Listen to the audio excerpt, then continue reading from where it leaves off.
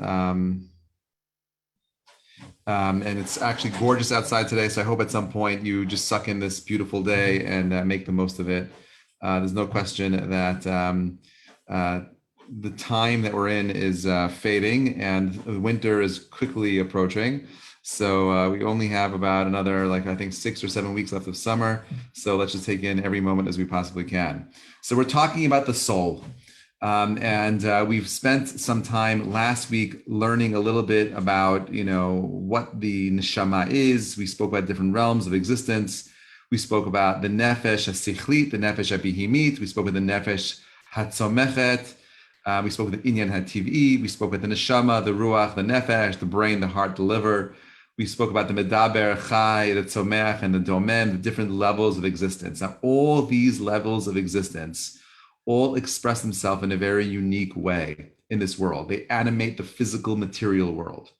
And therefore, what we spoke about last week, if you pay attention to last week's class, those are expression of forces that represent the material world, okay? And what I want to speak to you today about is the spiritual world and how the human consciousness impacts the spiritual world through the physical. So I have a, hold on a second, I'll be right back.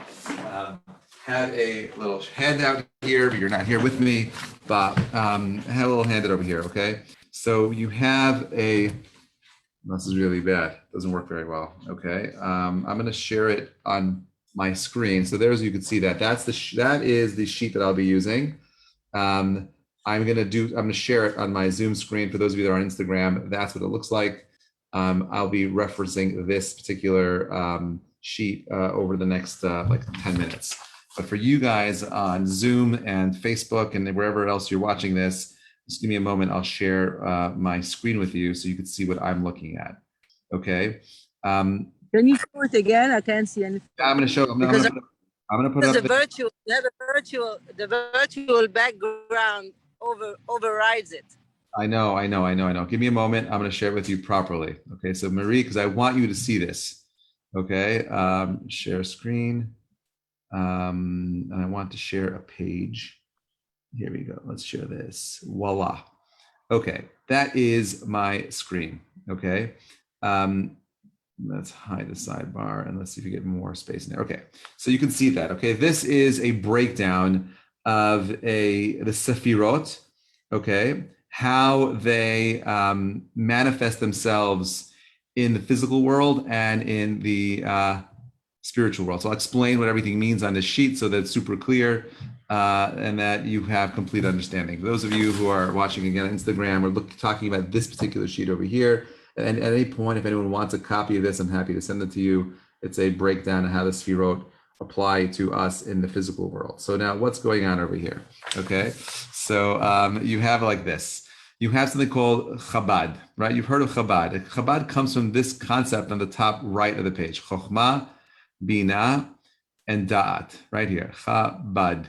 Chokhmah on the right, Bina on the left, and Da'at in the middle. Keter, you see, is these concepts are outside of the human experience. Therefore, Chokhmah comes from an outer world, an outer worldly experience, whereas, Bina and Da'at are also, Chokhmah and Da'at, Bina are outer worldly. Those are spiritual concepts, whereas Da'at is where you and I make the choice of how to deal with the wisdom information that we have.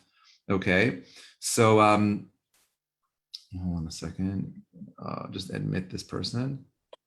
Okay, so you have Chokhmah, Bina, Da'at. Chokhmah is the power of asking questions. Okay, Bina is the power of lavin davar mitoch davar, to understand something from something else. We know that the month of Elul, that the month we're in right now, Elul, the gematria is 67, right? And whenever we have a word that has a particular value, a numerical value to it, we could find other words that have similar values and say there's something interconnected with it. So the word that Bina equals 67 as well. And therefore, there's a deep connection between the month of Elul that we're in right now and Bina itself, the concept of understanding. Okay, so you have Chokhmah, which is wisdom. You have Bina, which is understanding. Da'at is knowledge. Okay, we'll try to see how these ideas express themselves more clearly and fully in the course of this class. What's that? Questions? Hi. Hi. Sorry. Breathe. Are you saying hello to everybody here, or are you just making trouble? Okay. All right. So we're talking about how these spiritual energies manifest themselves in the physical world and in a human being. Okay. So I don't want to spend too much time going through these these higher levels like Bina, Keter, Chokhmah are beyond our understanding. Dot also is a little bit outside of the understanding. I want to start with Chesed, Gvura, and then go down to the lower parts over here, and then come back up to Malchut, and maybe at the end we'll speak a little bit more about Dot. Okay, we're not going to be able to get through all of it today, but I'm confident in time together we'll have a deeper appreciation for how this system actually works. So are you guys still seeing my screen? Hello? Yeah. Okay, you still see it? I just want to make sure you guys can see what I'm seeing. All right, so you have a Keter, Chokhmah, and Bina. Okay, these are outer expressions of wisdom and intelligence. Let me give you a practical explanation what that means exactly so we could move beyond it, because I know you're thinking about it. The idea is like this. When you have information, right, where does it come from? You have an idea.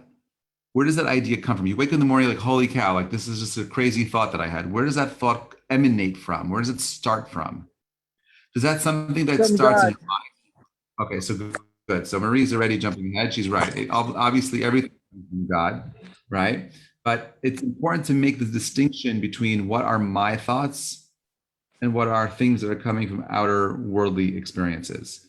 Okay, so on the one hand, it's true that we have free will. We make all kinds of choices.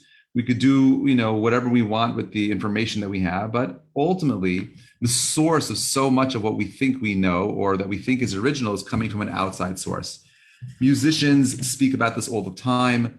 A musician will tell you that the source of inspiration that he has is coming from outside of him, not from within him. Okay, it's coming from an outer worldly place, not coming from an inner worldly place. It was Billy Joel. There was a famous interview with Billy Joel many years ago where they asked him, where do you get the inspiration from? He's like, I really don't know. It comes from outside of me. I feel like I'm tapping into something else. Artists will tell you the same thing. There's something that's coming from another realm that allows us to have access to wisdom and information in ways that you and I can't fully appreciate and understand. So I'll give you another example of this. There's a famous story of Reb Chaim Vital, who was the student of the Arizal, and he was stuck, and he had a hard time understanding, a particular Gemara. So he decides to lock himself up in a Bet Knesset, and he's in the Bet Knesset, and he spends 3 days, doesn't leave. He just spends 3 days there, and he finally walks out, and he says, I finally get it. He rips out the deepest pieces of information from this Gemara, and he's so excited. And he walks out of the Knesset, and he walks down the street, and he hears a father and son learning the same exact Gemara that he just spent 3 days trying to uncover. Okay. And the father asked the son the same exact question that the rabbi spent 3 days meditating on, finally walking away with an answer. Okay. This little boy receives the question from his dad and gives him the answer that he spent 3 days trying to uncover. So he's depressed. He's like, I must be an idiot. Like, I just spent 3 days, this simpleton, spent a few minutes getting his dad to ask the question. He has the same exact answer. How did that happen? So he goes to speak to the Arizal, and the Arizal asks him, he tells him what happened. So the Arizal says, it's obvious. Don't you get it? He says, when you brought down this kind of information into the world, it became accessible to everybody. What does that even mean? By the way, you see this in science. Okay, there are different people throughout history that were thinking about different ideas in science. They never met each other, they never spoke to each other, but we know from their writings and their diaries, they were coming to the same conclusions in different places in the world. There's something that happens with wisdom and knowledge that's coming from an outer source that comes down into this world. Okay, we like to believe that my strength, my power comes from me. And of course, if I have the wisdom, it's all me, me, me, me. But as Jews, we remember, this is why we work on humility. We work on the idea of remembering that everything that we have comes from an outer source. And that all I'm doing is taking the information from outside of me and I'm redistributing it and giving my own words and language to it. I often tell people, they say, thank you so much for the class. I say, please don't thank me. I'm just the waiter. And when I say that, I mean that, meaning like, I didn't tell you anything novel. None of these ideas are my own. Everything I've been speaking to you about for the last, year and a half on this platform has come from other sources. It's not me. I'm just serving something that was created by the chef inside the kitchen. I, my friends, am just the waiter. And it's that kind of humility, I believe, that allows us to actually find and achieve wisdom. If you believe that all wisdom and knowledge comes from within you, you're often going to be making the mistake in thinking that, I've reached the end. I don't need any more information from anyone else. I have all the information that I need and I'm good to go. And that's it. Don't waste my time. I'm okay. Right? This is a mistake that people make. This is a mistake that often people make in academia, thinking that, well, okay, I got my degree and I know everything that I need to know and I'm good. So don't bother me anymore. Don't waste my time. I don't need to learn. I find this happening also with kids that come out of Jewish day school. They spent, high school, elementary school, they're in college now and they're thinking like adults and they think they know Judaism when in fact they know nothing. All they should know is they know nothing. A real wisdom, the paradox of knowledge is that the more I know, the more I know not. The only thing that you should walk away with from a class is, wow, I really need to spend more time learning more about that subject because I don't know anything about it. The information that's there is meant to humble you, okay? So to empower you to go out and learn more. So the Sefirot represent various stages of the divine creative process. Okay, God generates the progression of created realms, culminating in a finite physical world. Okay, and therefore the Sefirot themselves, they constitute a interacting components of a single metaphysical structure whose imprint can be identified at all levels and within all aspects of creation. And therefore, in every aspect of creation, you can see some part of these Sefirot manifesting themselves in the universe. Okay. Now, they don't only exist as individual entities, meaning like it's not just Chokhmah by itself and Binah by itself and Keter by itself. They also interact in a very interconnected kind of way. There's various configurations that we find in different texts. Like, for example, if you were paying attention closer from Pesach, the second night of Pesach until Shavuot, we say this, the Sefirot. And you'll see combination of Chesed Shebegvura, Chesed Shebetferet, Chesed Shebenetsaf, Chesed Shebesod. We find that all of these different expressions of the Sefirot have an intermingled expression. It's not just one singular expression of the this particular spiritual power, but there's also combinations, like when you're adding different flavors to each other to give you a new taste of something. Okay, now the human structure of the body is called Tselem Elokim, right? That image that you saw earlier of the man, the body, and all those expressions of the Sefirot, that is called Tselem Elokim. Okay, that is the supernal image of God. Like just like the body, the Sefirot are arranged in a vertical, array of three parallel axes. You saw that, right? Let me just show you the screen again so that you could see it again. Hold on a second. Where is it? Here. Boom. You have three parallel axes over here that are, let me zoom out. Okay. 1, 2, 3, 1, 2, 3. Okay. And over here, you also have three. You have Da'at, you have Malchut, Tiferet, and Yesod. So these are the three sections that we're talking about over here. Okay. And they're all somehow interconnected. And you'll see, God willing, as we move through this conversation, how, if you understand each one on an individual level, you understand how they may impact the combination of the other. Okay. Those sections Okay, those networks are called sinorot, or channels.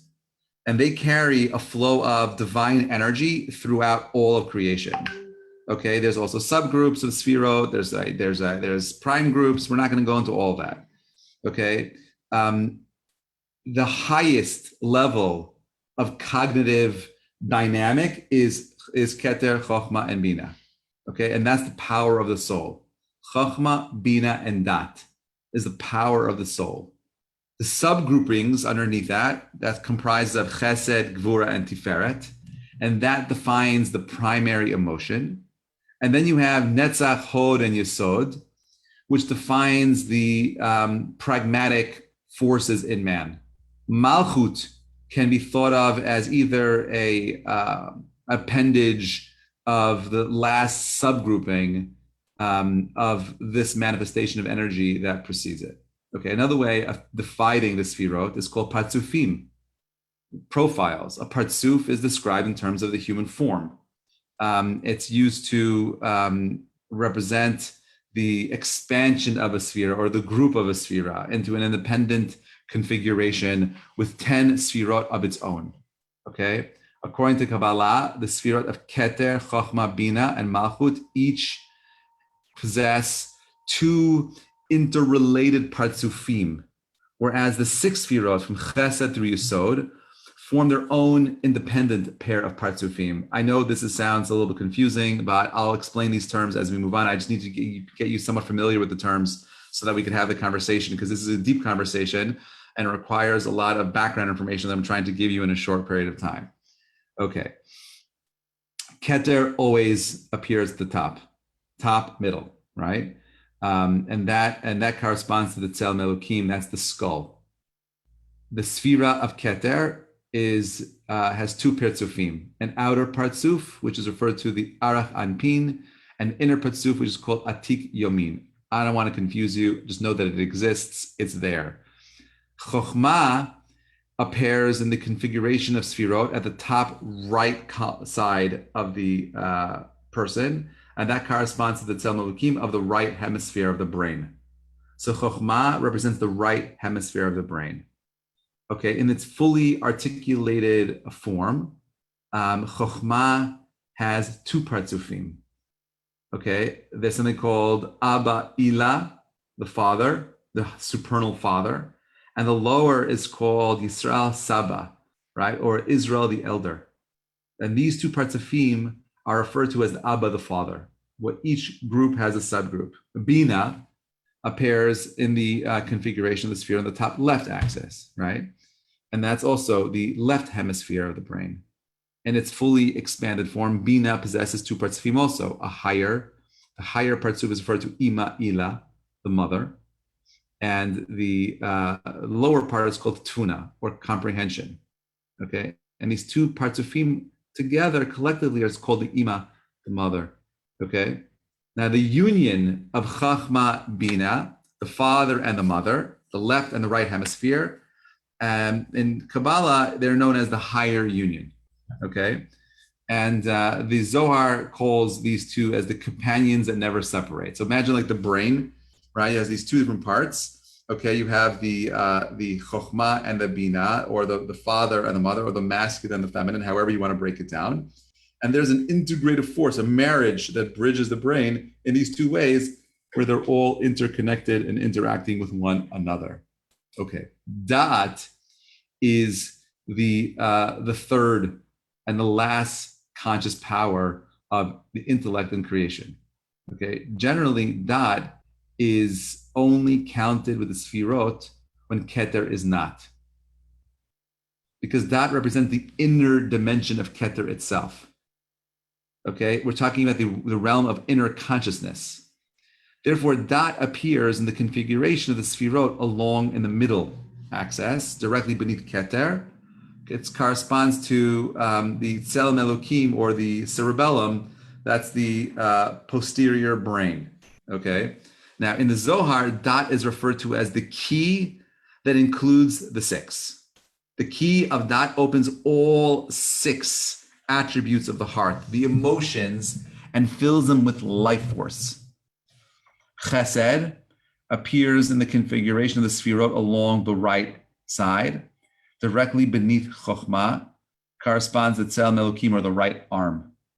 Okay, the right arm represents that Tzel Melukim, whereas Gvura, the fifth of the 10 Sefirot, that's the second of the emotive attributes of in creation. Gvura appears on the left side, right, beneath Bina, and that also represents the Tzel Melukim of the left arm. Tiferet, the sixth of the 10 Sefirot, is the spine. Okay, it's directly beneath Da'at, or beneath Keter, when Da'at is excluded. Tiferet is the Tzel Melukim of the torso. It is the binding force that brings the right and the left together. Okay, Netsaf is the seventh of the 10 Sefirot, and the fourth of the emotive attributes in creation. And it is always on the right side. It's directly beneath Chesed and corresponds to the Tzel Melukim of the right leg. Okay, Hod, which is, and by the way, each one of these different midot represents one of the patriarchs. So Chesed is Abraham, Gvura is Yitzchak, Tiferet is Yaakov, Netzach, eternity or victory, represents Moshe. Hod, splendor, is Aharon. Hod is the eighth of the 10 Sefirot, and the fifth of the emotive attributes of creation. It is the left leg. Okay, fine. So we did that already. And remember that Hod is always underneath Gvura. It's always underneath strength or din. Now, the two Sefirot of Netzach and Hod are representative of the two halves of a single body.